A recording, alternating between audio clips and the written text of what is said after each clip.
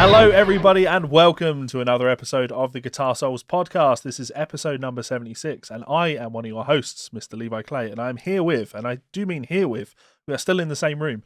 I don't think we should be in the same room, but that's okay. We've essentially not been out of each other's sight for the last week. We are essentially now the same household. I'm here with my good friend, Mr. Mike McLaughlin. How's it going, bud? Not too bad, handsome. How are you?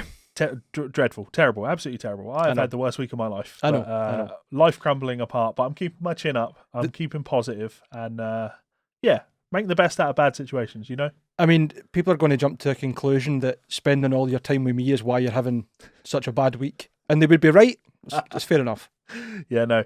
But it kind of falls in line with the stuff we were talking about last week. And I know we had a bunch of people reached out to us individually to give their messages of support to you, which was really nice. And it is an amazing feeling knowing that if we impact just one person from the kind of positive mental health awareness thing, that's a good thing. We're doing good things. So who knows? Maybe at some point in the next month, 6 months, year, maybe at some point I'm due a breakdown and to go and see a professional. But we'll cross that bridge when it comes. I think you should aim for a break rather than a breakdown. Yeah, well, you know, you always aim for these things, but nothing ever really comes from it. The best laid plans, as they say. Exactly. The more I want to take a break, the more I get emails about work that needs doing. So stop saying yes, then. I know, it's just the way that I'm not. That's the point. I can't even fucking respond to people, and that annoys them even more. But that's because you've said yes to start with. That is true. So outside of the support that we have had from all of the wonderful people that chipped in last episode to help you out, we also had some other support, and I don't know if you know this. Did you know? This show is brought to you by OMSP Guitars. If you want to see something beautiful, head on over to OMSP's Instagram page right now and see what they are all about. OMSP Guitars have been at the cutting edge of guitar design innovation since Perry started the company way back in 2003. Since then, the brand has gone on to be one of the number one brands associated with Australia and modern guitar design. Aside from having one of the most ridiculous custom shops in the market today and a dedicated team that can essentially build you anything that your heart desires, more recently the brand has gained critical acclaim for their runs of custom order guitars manufactured in Korea, shipped to Australia and then sent out through their distributor network. These guitars include incredible designs such as the Hype and the Goliath. If you head on over to OMSP's website right now and check out the pre-order section, you can pre-order a Goliath Run 14 guitar now for under $1,200. That's an incredible price and an amazing amount of guitar for your money. So as always, a massive thank you to our friends over at OMSP Guitars, and you will have noticed that was a new ad. It's a beautiful new ad. New ad that I threw together for those guys. I want to see everybody in the comments saying well done, Levi, because that is a great advert. I'm quite everybody loves adverts, don't they? They're gonna thank you so much for putting that sponsorship in your video. If anyone is listening or watching this podcast and doesn't enjoy that role with all those beautiful guitars, there's something wrong. Yeah, it's much better than looking at my gaudy face. So disagree.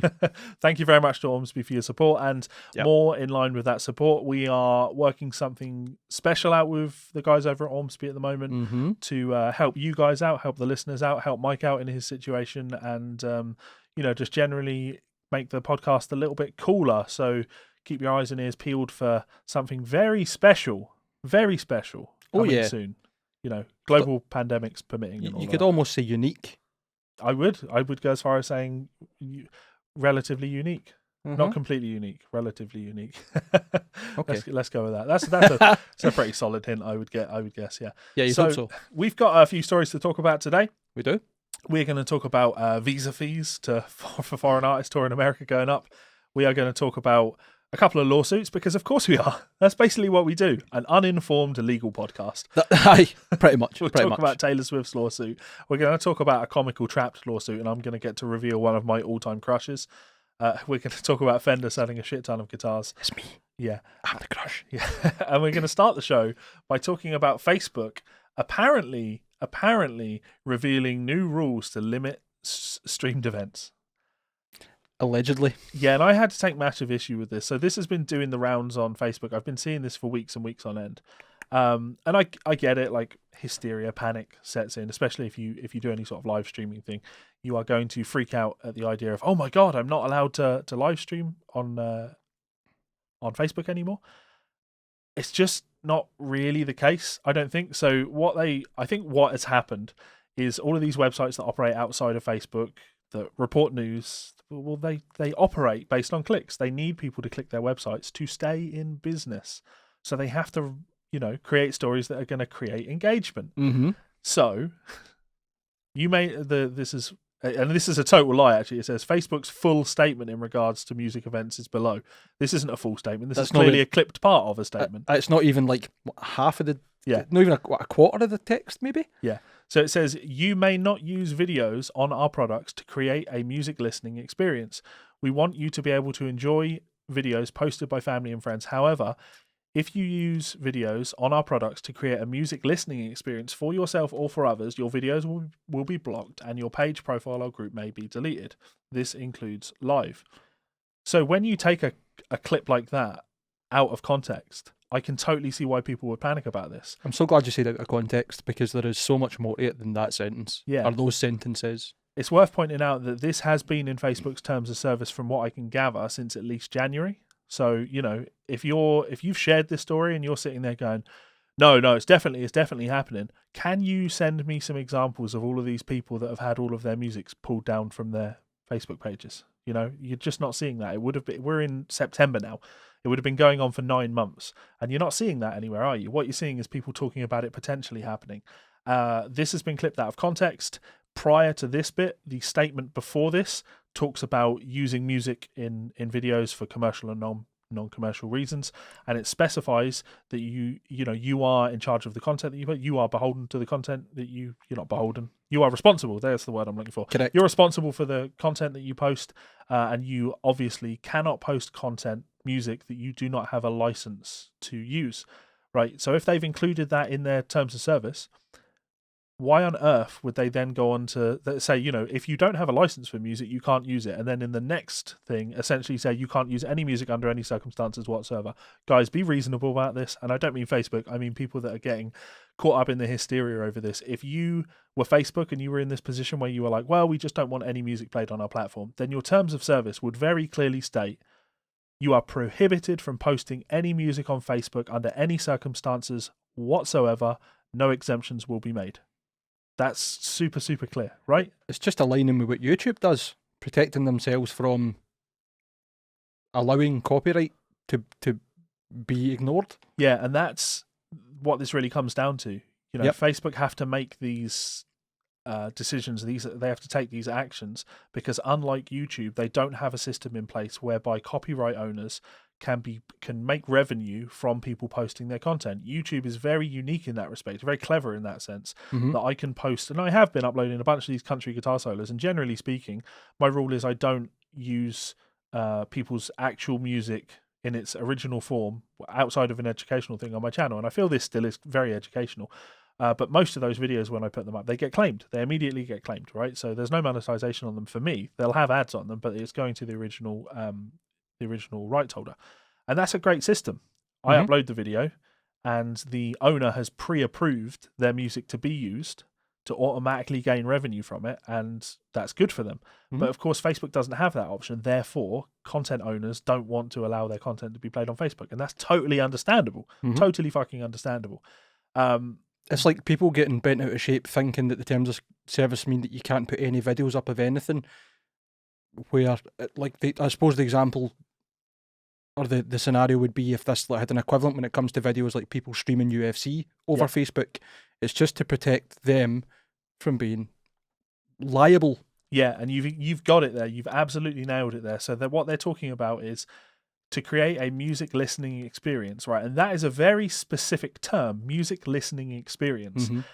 If they were talking about live performances, they'd use that term. You know what I mean? They'd use the term live performance. They haven't. They've said music listening experience. And when they use that, everybody is then sort of conflating that with the idea of any performance of music whatsoever. And it's just simply not the case. And I have had the discussion with people, even the argument with people, where they're literally trying to tell me, yeah, but what they mean by music listening experience is any listening to music. And it's like, well, That is what they mean, but not playing music and not listening to music that people are playing. There is an entire new subgenre of content creation, and I've rallied about this idea of reaction channels being absolute parasites for a very long time. Very long time now, actually. People are more and more just streaming music that they don't own and sitting in the corner of the video and just saying, wow, every 5 minutes, and it's not, that's not content. I do my listening party streams on YouTube, right? And when I do those, I don't stream the music.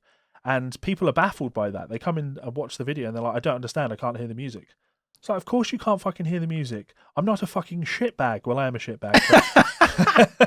What you mean is you're not some lazy shill trying to make money from someone else's content? Yeah, and I have seen guys that have observed what I'm doing and are now doing the same thing on their YouTube channels, but they're actually just streaming the music over it because they're looking at what I'm doing and going, yeah, but they'd be better if you were playing the music. And it's like, well, yeah, of course they'd be better if I was playing the music. Of course they would.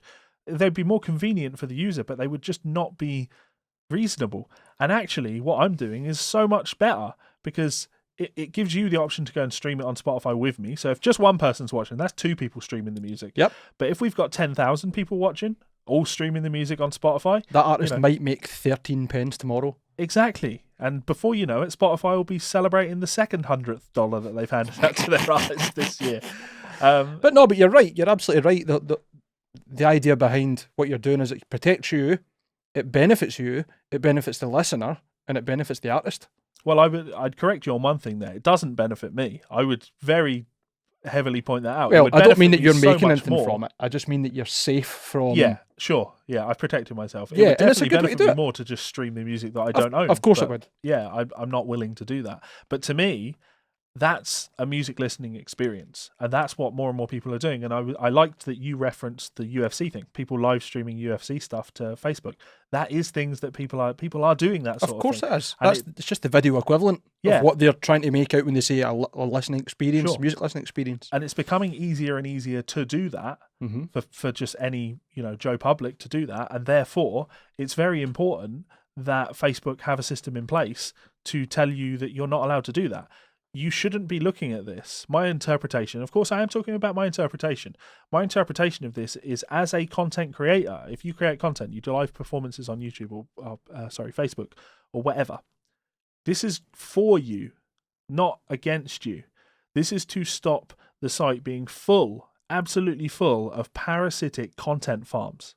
You don't want that. If you're creating original content, you want that stuff to be kept in check. Content farms are bad things.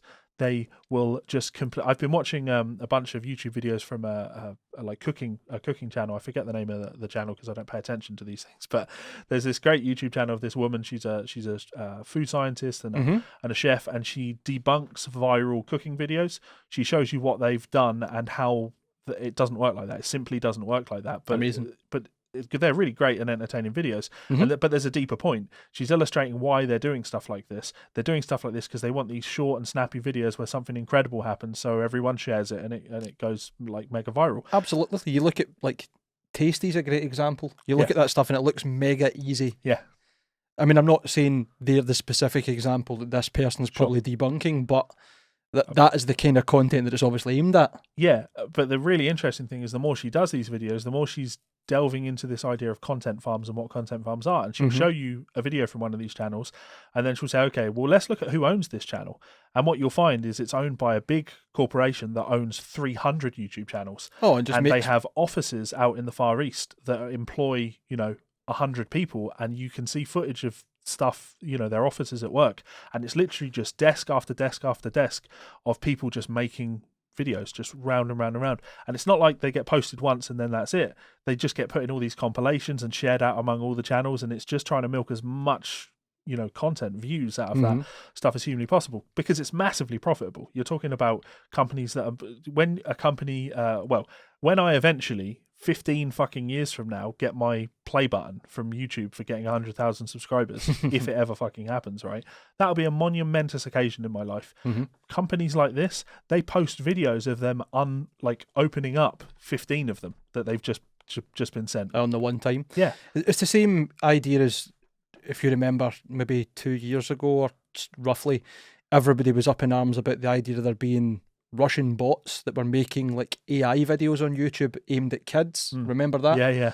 And that's exactly what that was for, because kids on YouTube are just going to click the thumbnail that they're interested in, and they'll probably watch the full thing. They don't know how to skip adverts. They're probably not bothered about skipping adverts. Yeah. Silly money. Yeah. Silly money. Lots of money to be made. So this, to me, is something that ideally will be protecting you from people that are stealing your potential audiences with shitty content that breaks laws and is... I mean, content farms aren't necessarily unethical, but you can't really compete with a content farm. So it's, I feel, maybe looking after the little guy. Facebook looking after the little guy, maybe that's a bit of an exaggeration, but you're still the product at the end of the day. Ultimately, Facebook only works if they have as many people all over the world active on the site, right? And if they were to do something like this and essentially ostracize an entire community of people, that would not be good for their bottom line. It would not. So guys, stop overreacting. Facebook aren't going to stop you from doing from having music on your Facebook page. And it's really important to understand that that's okay. That's more than okay. If you're posting things that get removed from Facebook because you don't have the right to post those things, you don't moan at Facebook over that. You know, the important thing is you don't have the right to post it. And you can come to me and say, yeah, but why can I post it on YouTube all you want? I get it. Maybe you don't understand how copyright works. Maybe you don't understand the inner workings of the music industry. But what's happening is you're not being victimized here. You have no right to post what you've posted. And sure, some stuff you can get away with and other stuff you can't get away with. That's just the nature of the beast. Just because some artists don't give a shit if you're posting their stuff, it doesn't mean that all artists have to be okay with you posting their stuff. Absolutely. Whether or not we agree with them, you know? So. And just to also clarify, this doesn't extend to if you are an independent artist who wrote their own music, that you're going to have your stuff taken down. If you put your stuff on there and you use that as your way to platform yourself, that's fine, because the rights are all belonging to you, or there is no other copyright, trademark, whatever, like to claim. So, yeah. On that note, though, I don't want to say that this will be a perfect system, because sure, it probably will happen that an original content creator will have content up and it will be pulled down, right? Because we're not talking about a person that's going through and manually reviewing all this content, yeah? But you should be able to appeal that. You should be able to get that rectified. I dare say there will be that kind of system in place. Yeah.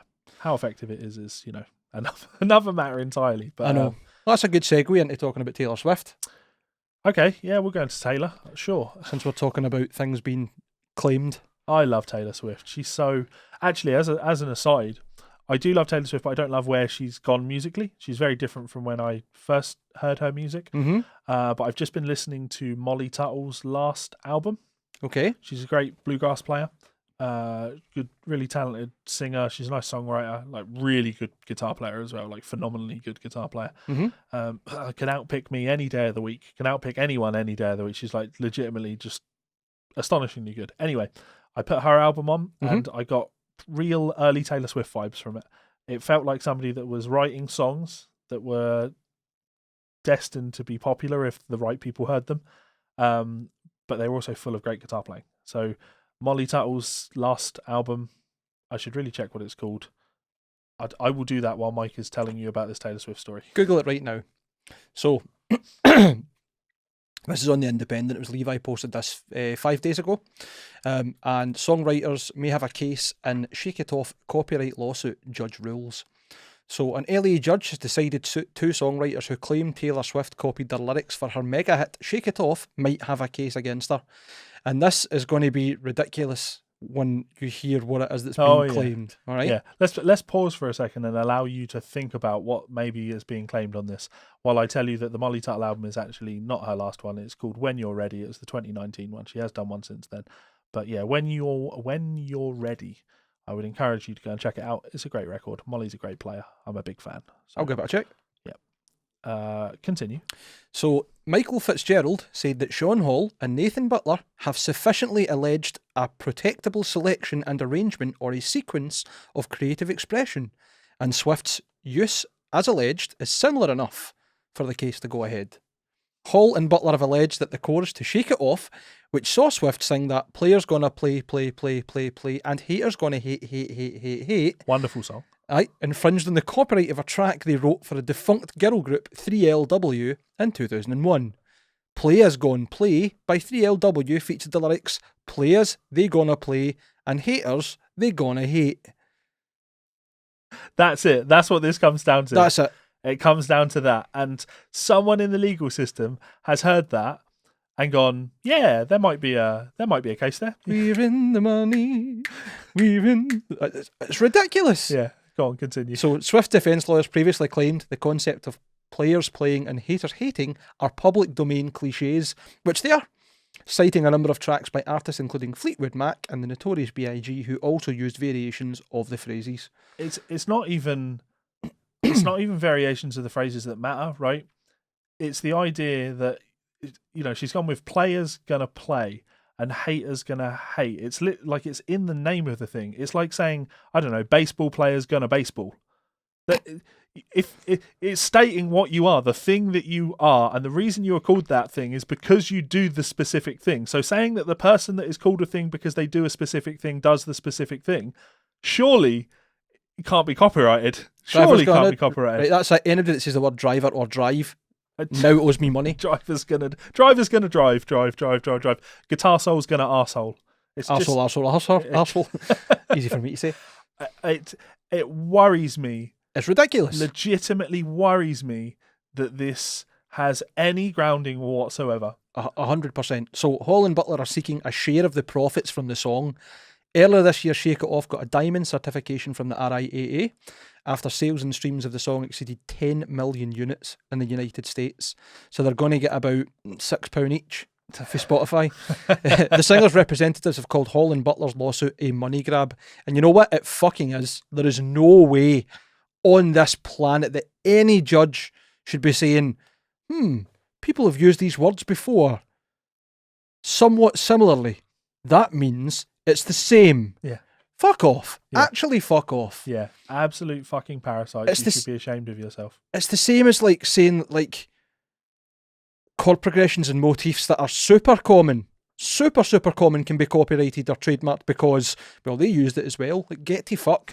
just get to fuck. Yeah, it's you know, if you and I sat and wrote a song right now and included the term player's gonna play and hater's gonna hate, driver's gonna drive and diver's gonna dive as the chorus in our song, I can guarantee without a shadow of a doubt that Hall and Butler would have no interest in suing us over it. Mm-hmm.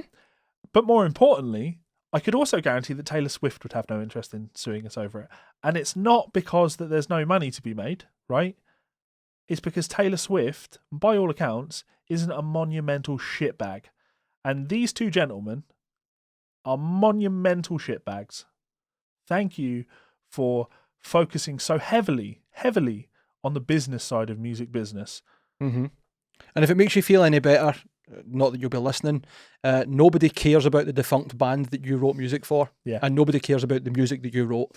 And I hope you realise that, because that is the only claim to fame that you are ever going to try and achieve, is stealing someone else's money. Yeah, piggybacking off of someone else's talent. You leech cunts. Yes. Anyway. I'm right with that. Before moving on to another story, actually, you were just talking about copywriting of chord progressions and things like that. And I wanted to delve a little bit further into our music theory thing that we talked about last time. But yes. not about the music theory thing, but just to give people another insight into your weird musical talents.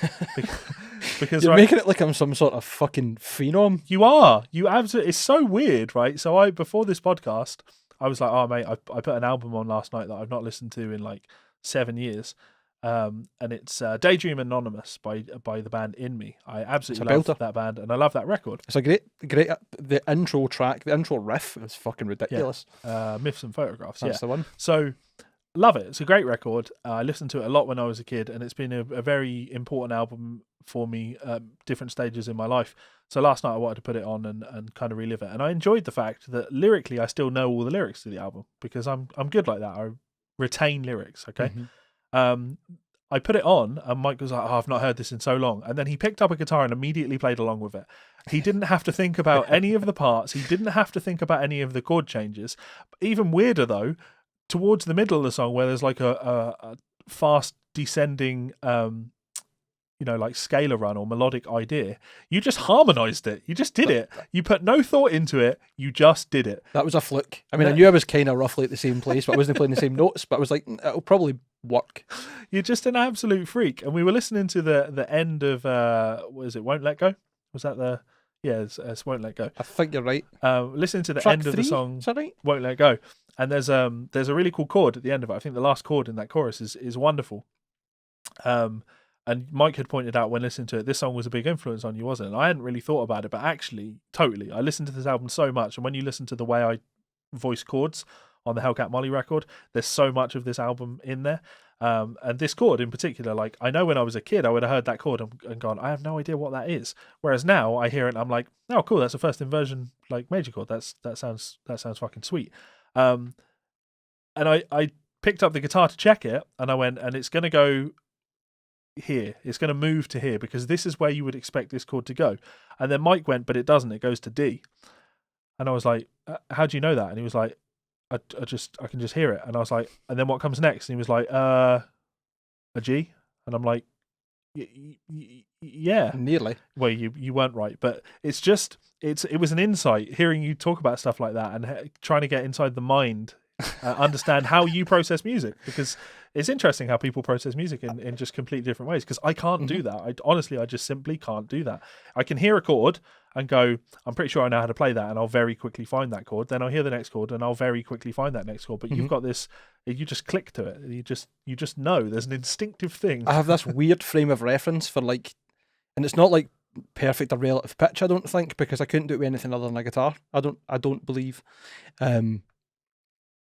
But I've done this since I was, like, just starting to learn guitar, obsessively focusing on the guitar parts in music and visualizing in my brain without trying to, these days at least, quite as much, where it's going to be played, how the chords are going to be played, shapes, whatever, right?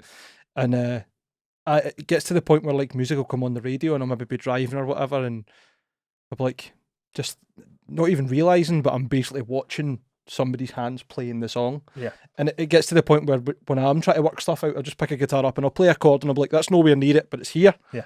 And it's like as long as I've got, like, an anchor, like a frame of reference, then I'm in. And with chord progressions, I can usually hear. Yeah. So, that is great, and most people do look to achieve that. And I think anybody that plays music very seriously, they all get very close with that. We all get that. I have that to a degree, but the thing that I find really fascinating about you is you can do it. It's like you've got a photographic memory for things that you have listened to from years ago. That's the thing that I always find fascinating. You're like, oh, I've not heard this song in years, and you can immediately pick the guitar up and play it. And it's not like you're going through the muscle memory of remembering how you played it. You can just do it, and it's very disconcerting when I see it happen, because it's very, very unsettling. I mean, I don't think of myself in that way at all, but you'll need to point it out next time I'm doing it. Well, again, I've just pointed it out there, so there you go. I thought I'd throw that out. And I guess it's also a shout out for In Me, Daydream Anonymous. Absolutely. Go listen if you haven't heard it. Dave McPherson's band. And I say Dave McPherson's band because he is now the only original member. Yeah. Are they still touring? Yeah, they just put out an album just recently. Oh, have they not heard it? Yeah, their drummer Simon left a couple of years back, so excuse me. So it's Dave. Yeah, Dave is still the surviving member. I know Dave was doing quite a lot of acoustic stuff, which was cool. So I did some transcriptions for him. Probably. Yeah. I hope he's doing well. That's good. Yeah, he's very busy. Definitely very busy. And that's good. That's good. Like, you and I had a bit of conversation, just to take us off topic again. When we were talking about In Me, I was saying, but Overgrown Eden is fucking great. And you're like, it's not my favourite. I'd prefer this. And I'm like, I liked it when it came out. Aye. Yeah. I'm not saying you go back to it and you go, this is revolutionary, Sure. but at the time it was fucking brilliant. And it is. There's a great amount of energy in that album. Yeah. It's just very different from where they went with their next album, and then everything else, they've headed in a totally different direction. And I think when you go back and listen to that first album now, you're like, how did this become this? They sound like, but that makes sense because Dave was like 16 when that first album came out or something. I remember seeing the videos on, like, Kerrang or whatever and being like, they're like fucking younger than me. Yeah. The first ever gig I went to was an In Me gig. So aye. yeah, that was. There you go. We've talked about your first gig. Cool. We now know my first gig, and they were supported by Biffy Clyro. There you go. I've never seen Biffy. Clyro, who, of course, it's very enjoyable to look back on that. Must be frustrating for me, I guess. But Biffy Clyro, one of the biggest bands on the rock scene for a very long time, headlining festivals. They have done an incredible service to themselves in terms of music business. I'm not so keen on their new album, but that's just a personal thing. I've not listened to their stuff in a very long time. I remember that would have been around when Black and Sky came out, and what's the next one? Vertigo of Bliss. Yep. Great album cover. Absolutely. Yeah. Okay. Cool. Great albums. Puzzle's good too.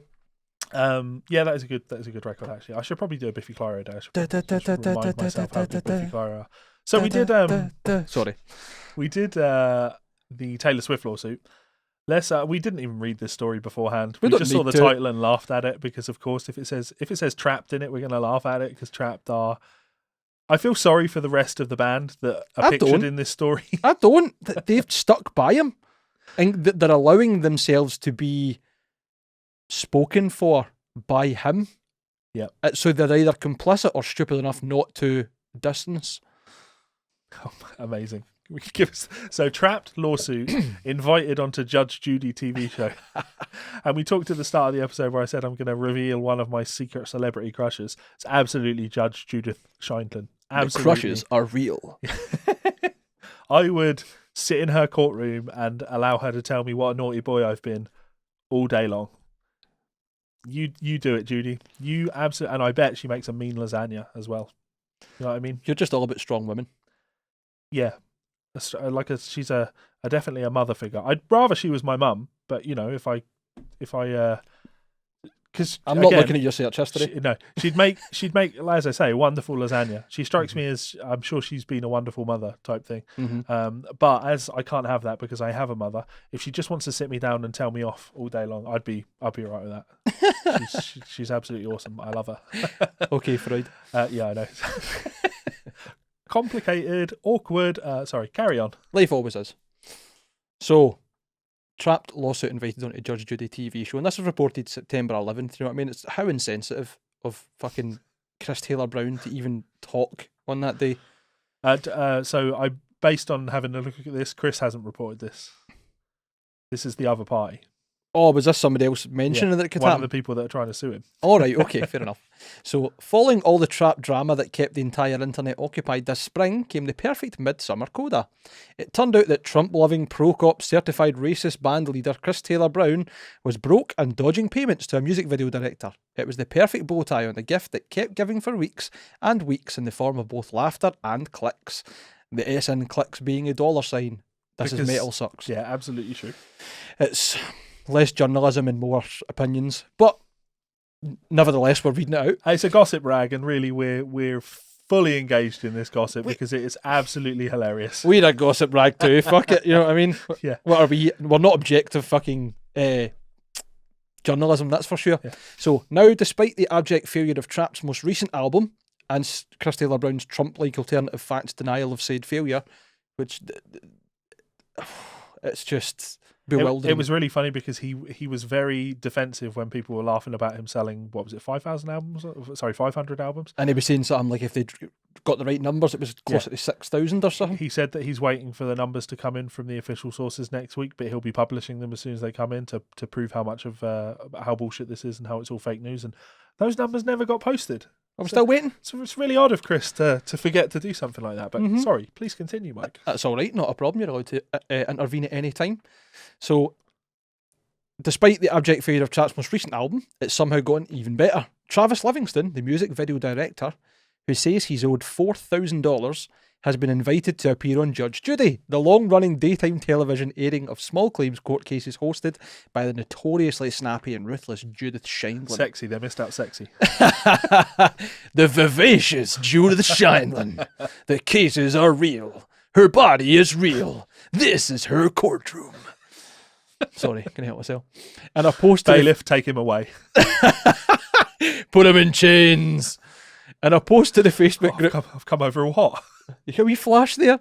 Trapped official as a joke. Livingston posted a photo of the invitation letter he received from the show's producers, who did their own research and sought him out after finding publicly available information from the small claims suit he threatened to file in July, and subsequently did. The letter notes that while Livingston might have difficulty collecting any money awarded as a result of the decision made in a standard small claims court, by appearing on Judge Judy, he'd be guaranteed that money if he wins, plus a $500 appearance fee either way. Brown would also collect a $500 appearance fee, and while Livingston suggests Brown's broke ass would agree to appear simply for the money, we'd like to point out that Brown's publicity hungry has-been ass would certainly do it for the attention too. Here's the letter Livingston received, sent via the good old-fashioned reliable USPS. United States Postal Service, for anybody that doesn't or hasn't been paying attention to Facebook and how badly things are going. Yeah. Levi's just scrolling through all the gifs of Judge Judy, like, oh my god. Yeah, look at biting his lip and everything, man. Absolute babe. She's like Carol Vorderman on steroids. No, man. See, if we're going to talk about like older crushes, man, Helen Mirren. Yeah, I'll give you that too. Queen. Yeah, I'll give you that. But nobody tops Judy. Come on. I don't know as much. Anyway. Jennifer Tilly. You remember Jennifer Tilly? Jennifer Tilly. She was in Chucky, and she played the bride of Chucky. Oh, yeah. She's also a professional poker player. Wow. She looks like 70. She is like 70, but she looks like she's like 30. She's fucking incredible, man. Just red hot vixen. Anyway.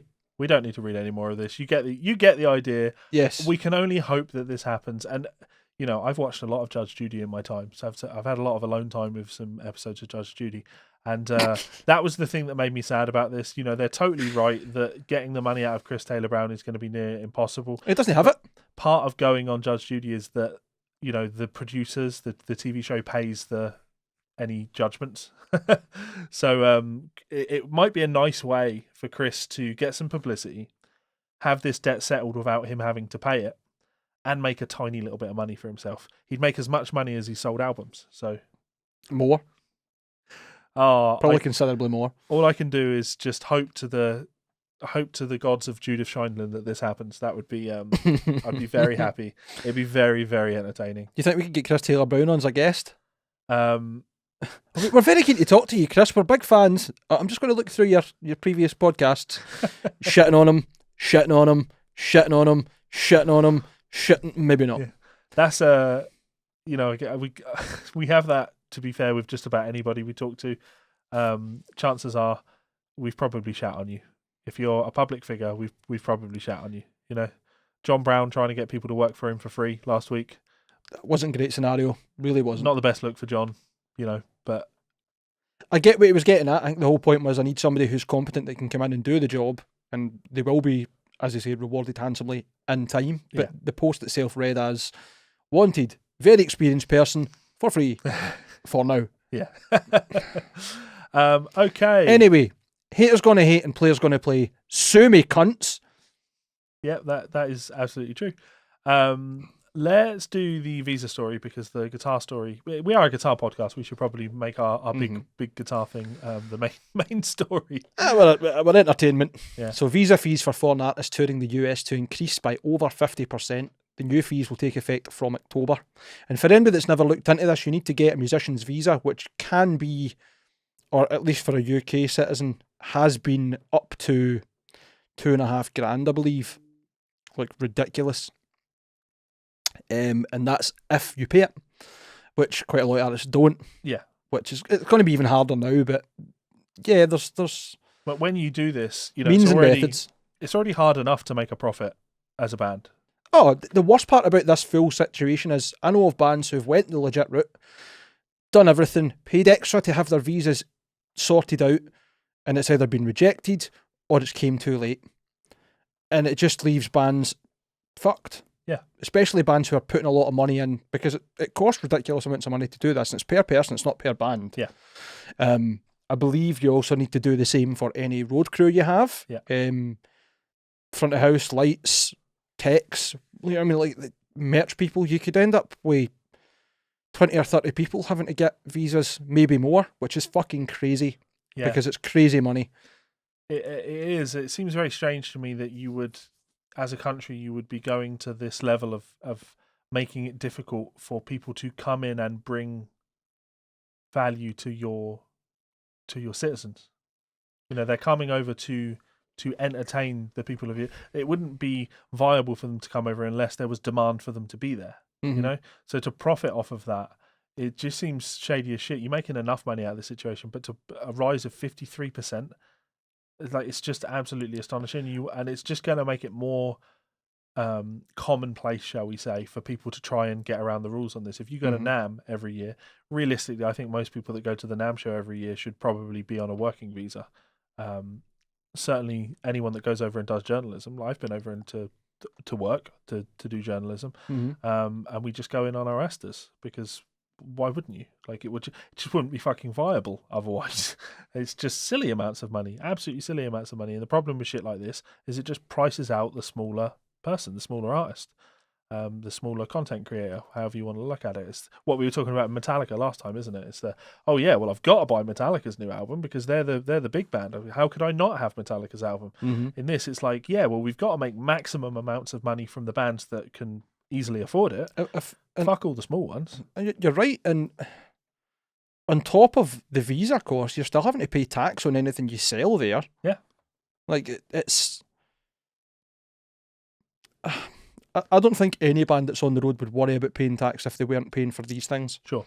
Or the other way around, but not at fucking $705 per person. From a government's perspective, I can see that they would look at something like this and go, "Wow, we don't want these people coming into our country, getting paid all of this money, taking money from our citizens for merchandise, and then leaving the country and taking it back with them." But again, you just have to remember that America is one of the leading countries in the world for music. So don't worry about the artists that are coming in and maybe taking some of your money back overseas with them. Think about all your artists that are going out overseas and bringing in a fucking fortune. Metallica probably go out and bring in more money than every single independent band that will come to your country next year. You know what I mean? It seems absolutely nuts to me that this matters. It only matters if you earn enough that paying tax becomes a problem. Yeah. Because when you've got enough money that paying tax doesn't become a problem, that's when the loopholes open. Yeah. If we're just being, before we get into political, but that's how it works. The other thing I take into consideration with this is this. It's easy to look at this and say, okay, if we put it up by 53%, we'll make more money.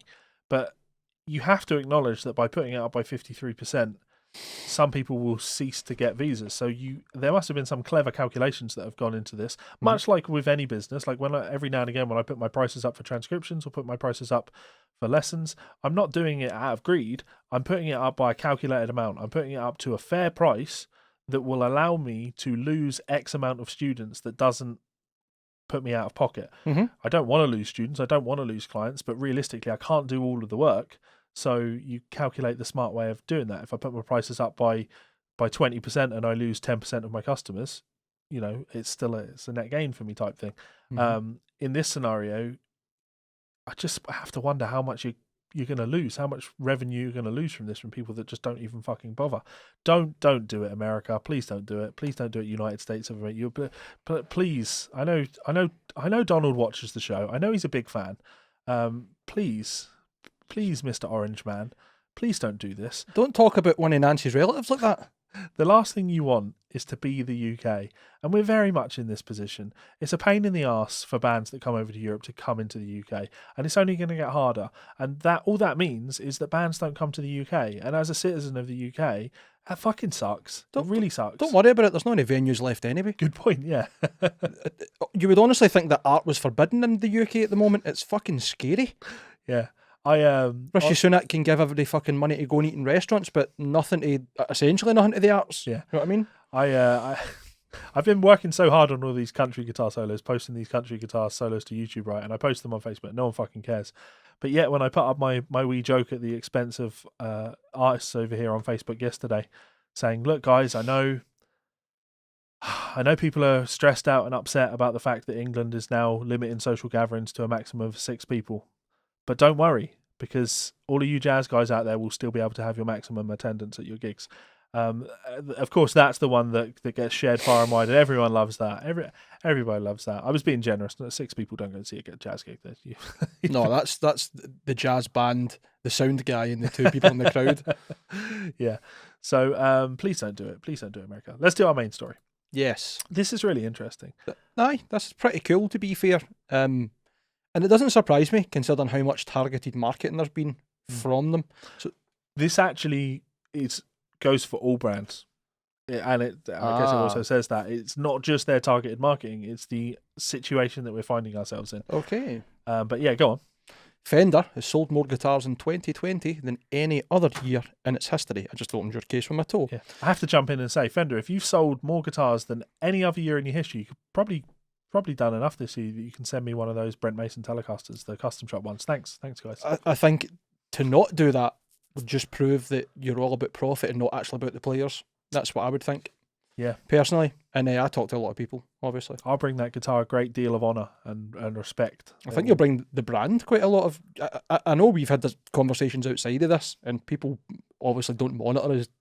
Maybe they're spying us, I don't know. Facebook does that with our fans. But oh, it really does. But come on to fuck Fender. Somebody at Fender help this guy out. He's not asking for much. It's just a £10,500 guitar. He just does. No, He doesn't have any money to spend right now. Give him a discount. Help him out. Oh, make a deal. Come on to fuck, mate. Right now, this guy's here. They could knock £8,000. They could knock £10,000 off that guitar, and spending £500 would be a risky move right now. So that could get me in a lot of trouble. So it would basically what I'm saying, Fender, is it would need to be 100% free. That's the only way that this is going to work for me. But if that can work for you, I'm willing to accommodate you. Commission this boy up. Come on. Yeah. Sorry, please do continue with this story. Let me read the subtitle. Sorry. Gibson, Taylor, Martin, and others also report pandemic sales booms with new users turning to the guitar as six-string therapy.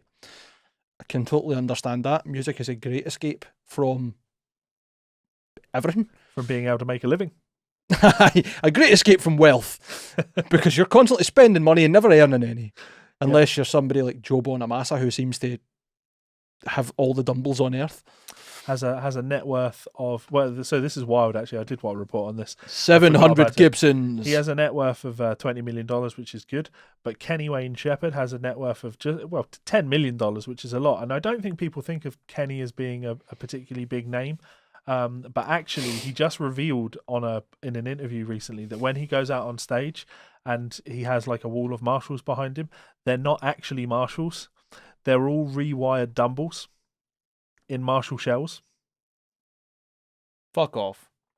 Yep, that got posted in that quote got posted on the Discord server, and the guy was like, "How can he possibly afford that? Like, was he born wealthy or something?" And I'm like, "Mate, I think you underestimate how wealthy Kenny Wayne Shepherd is and how wealthy he's become because of his music. He has the guy said he's got rich playing blues music. The guy's had 3 platinum albums in the States. Like, that's no mean feat. And all the other albums are gold certified. He very popular. And I'm saying this, and I'm relatively confident you're like, who? No, I know the name, but I couldn't tell you any of his music. But clearly a hitmaker. Yeah, definitely a hitmaker. So such a hitmaker that he has dumbles masquerading as Marshalls behind him when he plays. I mean, that's quite a common thing. People putting different amps in position and playing it off as whatever else. I know Brian May was apparently doing that for a while, and quite a few other guys, but not that matters. Anyway, that is fucking insane. Yeah. Absolutely fucking insane. Yeah, I like it.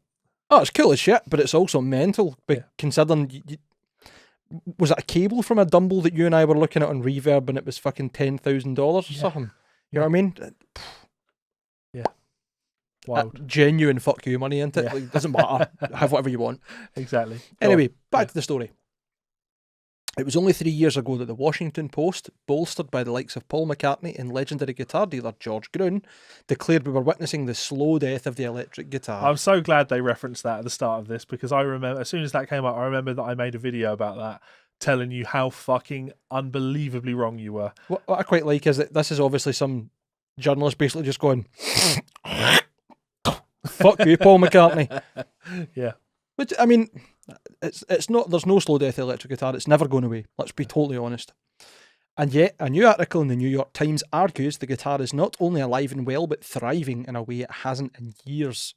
Fender, for starters, is experiencing a record sales year, with FMIC chief executive Andy Mooney stating that 2020 will be the biggest year of sales volume in Fender history, record days of double-digit growth, e-commerce sales and beginner gear sales. I never would have thought we would be where we are today if you asked me back in March, he said.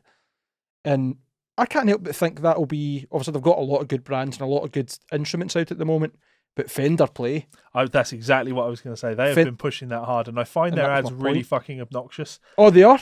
I tried learning guitar this way. It's the same as every other fucking guitar ad you get on YouTube, and it's like you're selling something that other people already can get as if it's your own. Yeah, they're treating it like it's revolutionary, and I'm sorry, but what you're offering has been on the market for 15 years, 20 years. You've been able to get, well, okay, not maybe the internet guitar lesson type thing, but what Fender Play are offering has been everywhere for at least a decade. At least a fucking decade. You think Andy Mooney got his hints off of Tom Hess for his marketing? Yeah. I mean, potentially. Fenders give you orgasms. Yeah, maybe some truth to that. Please, continue. So depends on the Fender. Mooney's last statement gets at one of the larger points of the article. The fact that COVID-19 pandemic, which led guitar companies like many industries to shut down production earlier this year, was at first seen as a potential death knell in what was already a declining guitar market. Instead, guitar sales have bounced back in a big way, with the Times reporting that young adults and teenagers, many of them female, are helping to power this guitar revival. Manufacturers and retailers said, putting their own generational stamp on the instrument that rocked their parents' generation, while also discovering the powers of six-string therapy. It's a bit of a wanky sentence, but six-string therapy is a fair thing to say, man. That there is no more cathartic feeling than losing yourself and playing something for a wee bit. I would argue, though, that it's probably more likely four-string therapy, because I reckon a significant portion of these sales will have been ukuleles. Probably. Billie Eilish has got a signature ukulele out, hasn't she? Yeah. Which is interesting. I've never seen her playing the ukulele. But me neither. Yeah. Bet it sells really well, but... Oh, I'm sure it does. According to the article, Fender's guitar instruction app, Fender Play, which offered a number of free trials over the lockdown period, saw its user base increase from 930,000. Yeah, there's definitely No, you've read that correctly. So, but to correct it, has increased to 930,000 from 150,000 between late March and late June, with close to 20% of the new users under 24 and 70% under 45. Additionally, new female users increased from 30% before the pandemic to 45%. So just bear that in mind when you sign up for Fender Play, that they are analysing every bit of information you give them so they can market to you more effectively. Not that anybody else isn't doing the same thing. That's just me being a wank. Yeah. This boosted interest among new players has led to a boom for many leading guitar makers. Sorry, that's the end of the sentence. Gibson has closed its factories in April due to the pandemic, and said Gibson CEO James J.C. Curley, when we had no production, we had no sales. Let's face it. Maybe you should focus on building better guitars, but and not suing everybody and anybody and trying to take advantage and fucking over. That's another thing we need to talk about. Did we? I'm sure we talked about that last time. No, I don't think we did. I think you just told me about it in the car. You know what happened? I filmed a Rage Time video on it, edited it all, and then didn't feel like posting it. That's right. Yeah. So we'll get into this in a wee minute, right? But we'll stick to the good news, which is that more people are playing guitar and they're not buying Gibsons. But by late summer, he continued, we literally couldn't deliver enough. Everything we were making, we could sell. Okay. Martin CEO Chris Martin, not Chris Martin from Coldplay, described... You say that. I know. Who really knows? I was looking at you as if, like, is it? Described the current situation as a guitar boom, while Taylor co-founder Kurt Lustig said his company has the biggest June in terms of orders received that we've ever had since we've been in business. Guitar Centre, meanwhile, has reported triple-digit growth for most top brands on its website, and Brendan Murphy, a senior salesman at Sweetwater, said, I've been in the instrument retail business for 25 plus years and I've never seen anything like it. It feels like every day is Black Friday.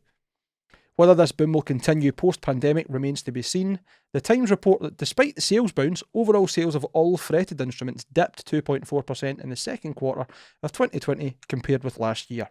However, in dollar terms, guitar sales have grown steadily since the Great Recession in 2009, last year topping $8 billion, and without accounting for second-hand purchases on Reverb, eBay and the like, indicating that the public's interest in fretted instruments has never been greater, according to music trades publisher Paul Majeski.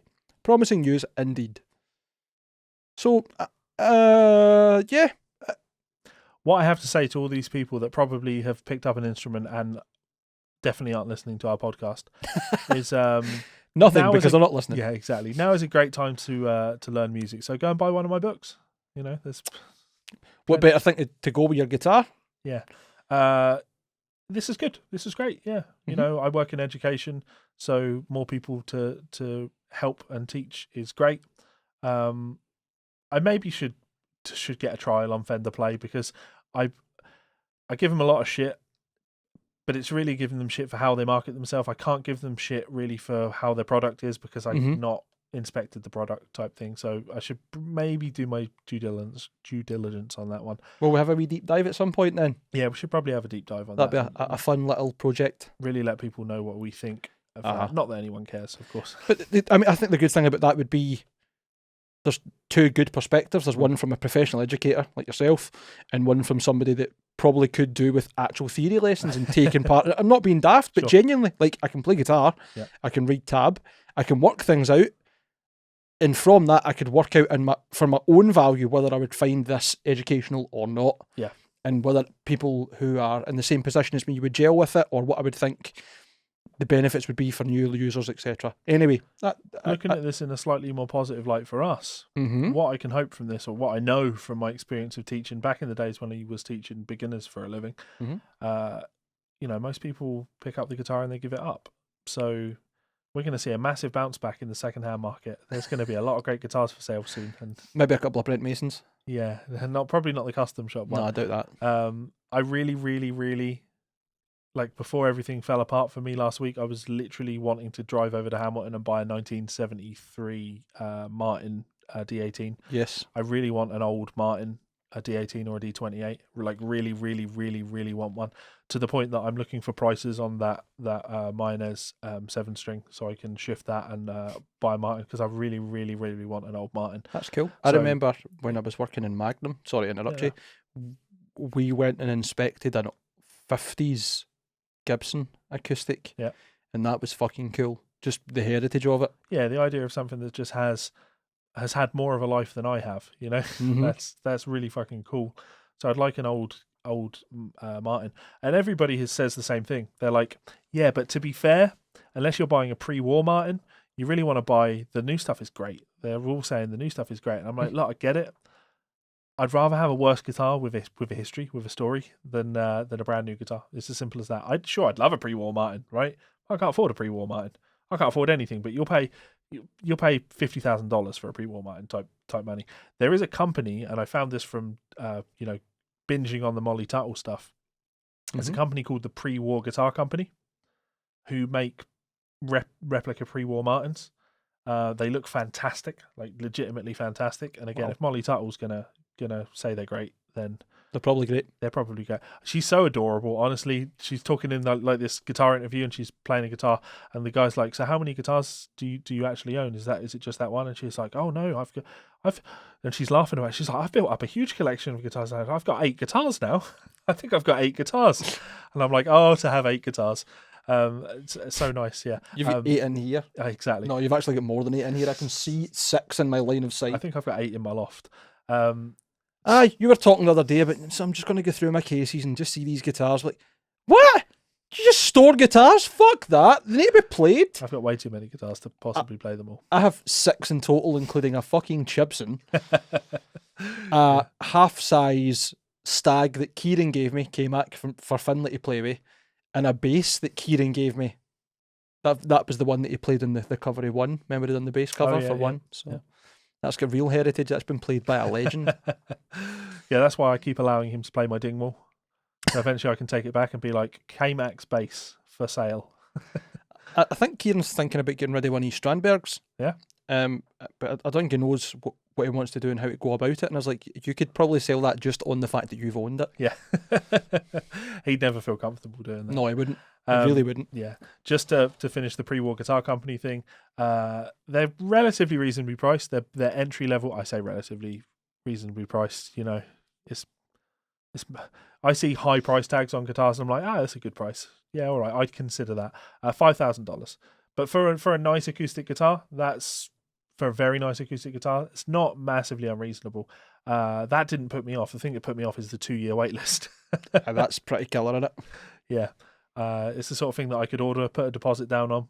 Again, can't do that right now, but I could order it, put a deposit down on it, and then over 2 years save up the rest of the money to pay for that. Speaking of like long waiting lists, what do you make of it? Is it the King of Tone pedals? Oh yeah. Like if you join the waiting list, it's like we're building the ones that were ordered in September 15. You're like, what? Yeah, I mean that's a great pedal. It is a great pedal. Kenny Wayne Shepherd uses the King of Tone, as far as I recall. It is a really good pedal. It's Analog Man, great that make them? sounding. Is that Yeah, right? the Analog Man King of Tone. I've got no doubt that they are incredible. Yeah. No doubt. They're not the price and the wait list that they command though. But It's that's like the Klon Centaur. It's a great pedal.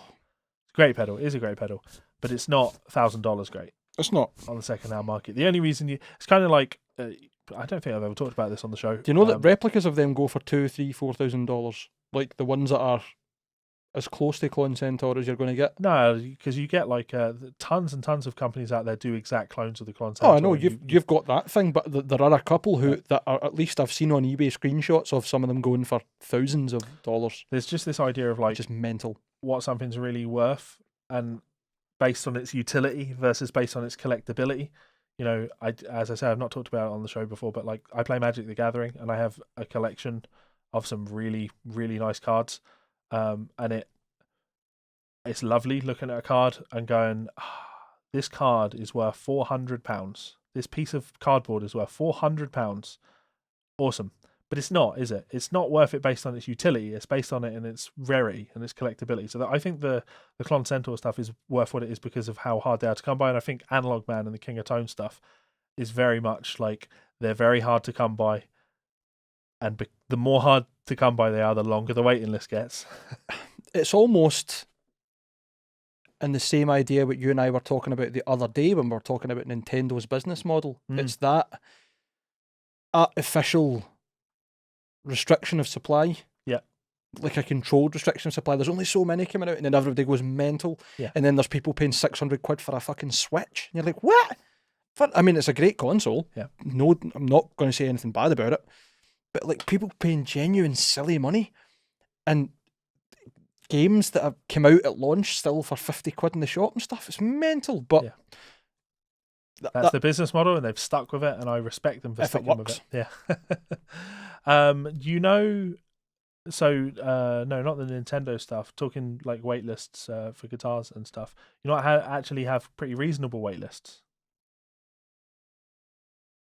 This show has been brought to you by our friends over at OMSP Guitars. If you have the time, please do head on over and follow them on Instagram to see more of their incredible work.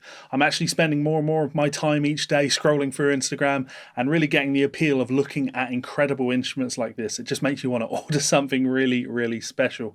Of course, you can always contact them if you want to order a custom shop guitar or head on over to their website, check out the pre-order section and get involved on the upcoming Goliath Run 14.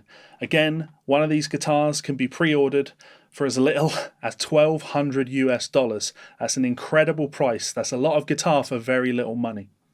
So if you want something like this in your life, head on over to OMSPGuitars.com and get involved. Thanks so much to Ormsby, and we'll see you for another show soon. Laters. So there we have it. We have come to the end of another show. We are going to add that little bit Gibson bit in there, but it felt like a good time to fit that little Ormsby ad in there. Again, that was a different ad there, featuring the Red Dead Goliath. So, that's Levi teasing everybody. You don't have this, and I have my signature. Great guitar.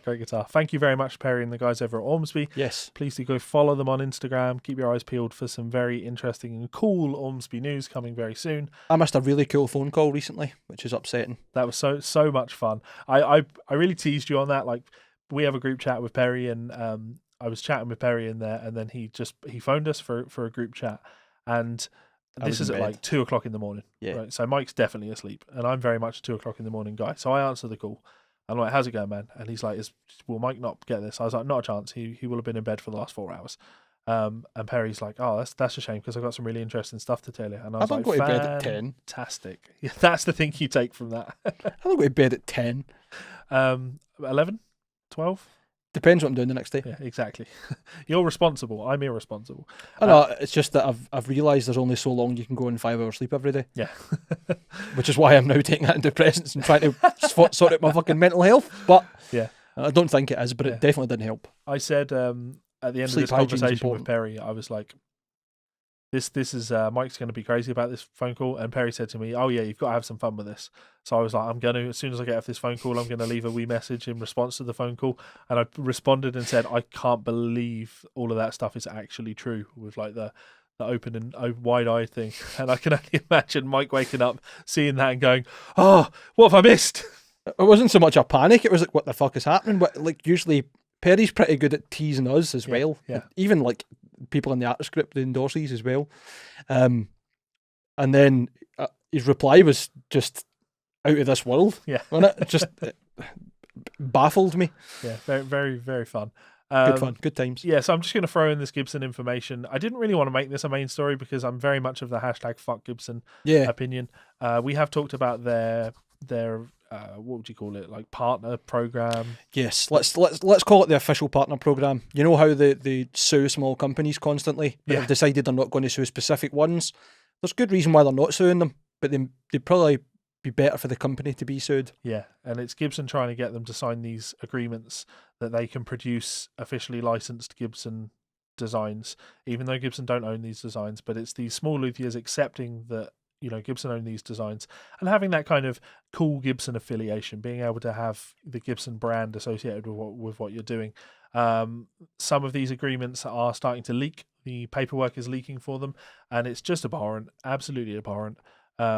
Taking 10% of all of the sales, limiting you to only being able to produce 50 instruments, which immediately puts a ceiling on how much the company can achieve, which is, you know, pretty fucking shitty. Yep.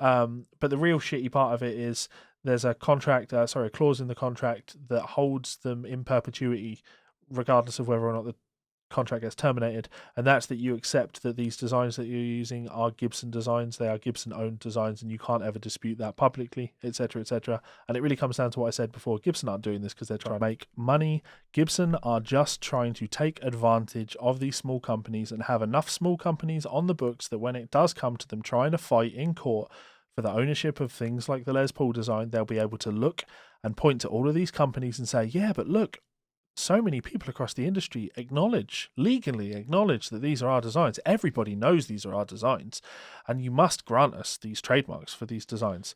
Gibson, go fuck yourselves. Absolutely, 100%. And I'm glad we didn't spend a long time on it. We spent just the proportionate right amount, which is to tell the truth and say fuck Gibson. We spent enough time on it for my computer to stop recording and for me have to do an edit. Your computer is so fed up hearing about Gibson that it literally stopped recording as we were talking about it. Not this shit again. It's really nice knowing that you've got, like, I don't know what, £3,000 PC. How much is all? I spent a lot of money on this PC. You did, and it just doesn't fucking work. It just doesn't work. I actually think it's the Apollo that's causing the issues. I think it's the Apollo. Have you tried your Octoprix? I don't. You can't. It's just an expanded channel, isn't it? Oh, is that just an expander? Right. Yeah. I thought that was their actual interface as well. Yeah. So I was going to say, if this was a few months ago, I'd probably look at the Apollo and be like, you know what, I should probably upgrade to the rack version, but that would be unwise right now. But we like the mystery. Once more, thank you very much for watching the show. Thank you very much to our friends over at OMSP Guitars. Look after yourself, people. Go and talk to somebody if you need to talk to somebody. Spend time with your friends. Spend time with your loved ones. Go and tell someone you love them if you love them. All of that good stuff. And Mike, until next time. Peace and prosperity to all men.